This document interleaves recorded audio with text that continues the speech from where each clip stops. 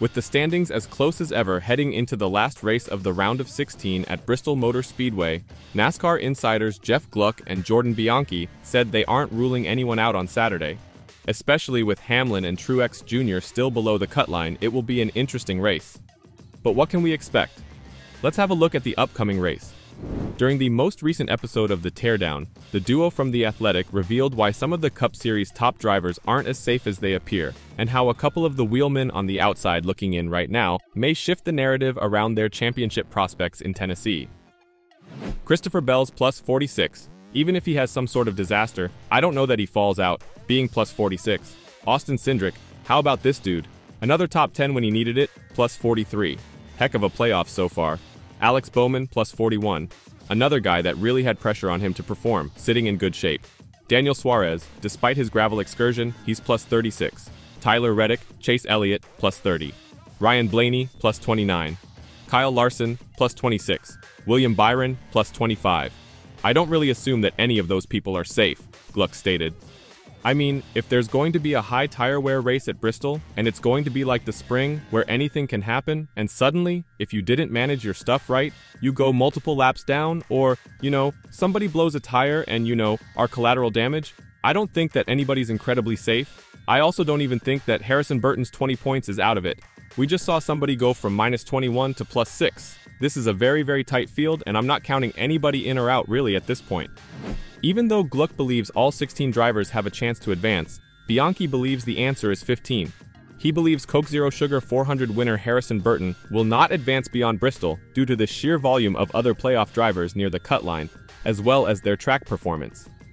I'm going to count Harrison Burton now, Bianchi said. No offense, but they're done.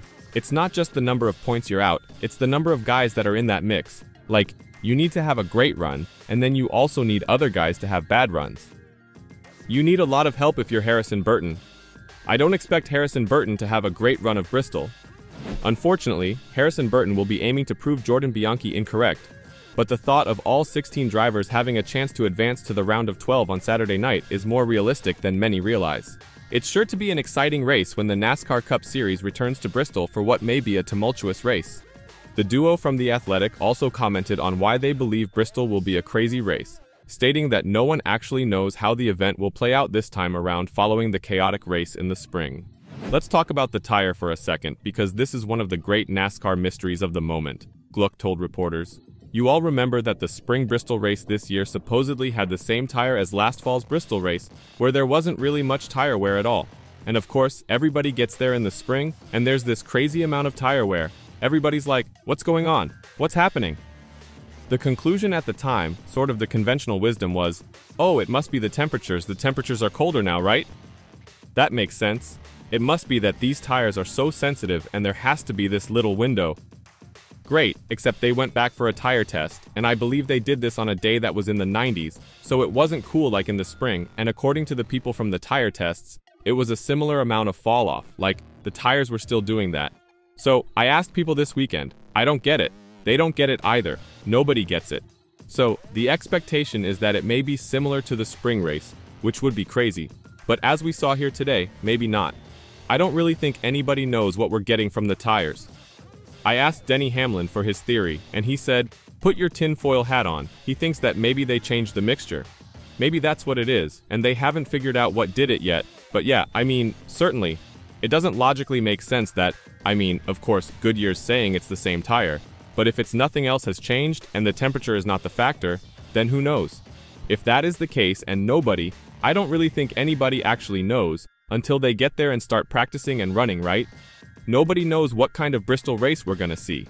That's crazy. Bristol's tire wear will undoubtedly make a significant difference in who advances to the next round, and Bianchi is eager to see what happens in Tennessee.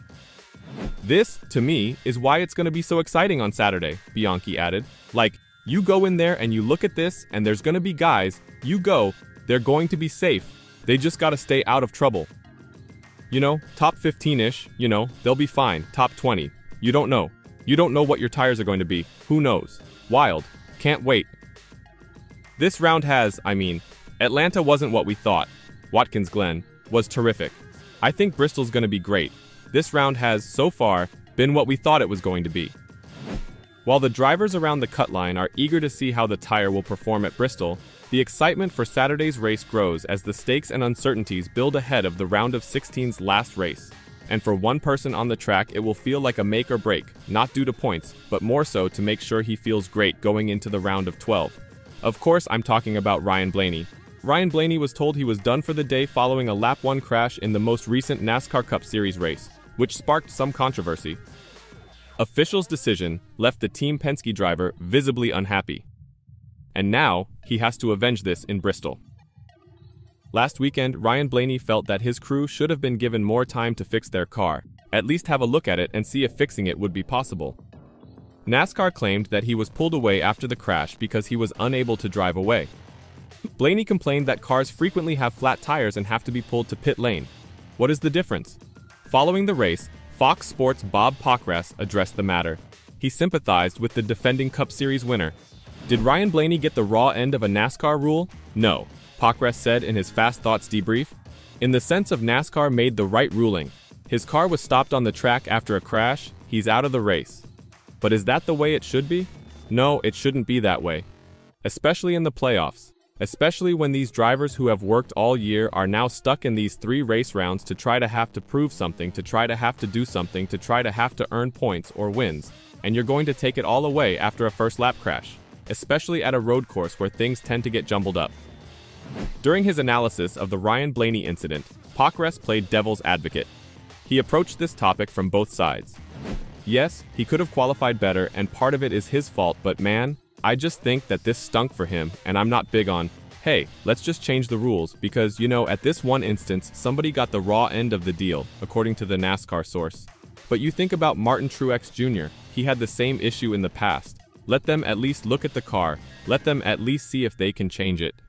Now, I know what you're going to say. You're going to say, Bob, something will fall off a damaged vehicle in the playoffs and cause a caution. Well, I think you saw today that playoff drivers can cause cautions, plenty of them on their own. So, it's the rule, but I still think Ryan Blaney got the raw end of it, and I wouldn't mind seeing NASCAR taking a look either, changing the damaged vehicle policy for the playoffs, for all cars, and just say, hey, we'll tow you back, and give you the 6 or 7 minutes or 8 minutes depending on the track, and let you see if you can get the work done. So, is a rule change necessary? What about Ryan Blaney's damaged vehicle policy? And is this just a postseason thing? Why not the regular season? Ryan Blaney confessed that it was definitely ruined. But all he needed was the opportunity to rectify things. His team did not get that. But should they have? Let me know your thoughts on this and the upcoming race in Bristol in the comments down below.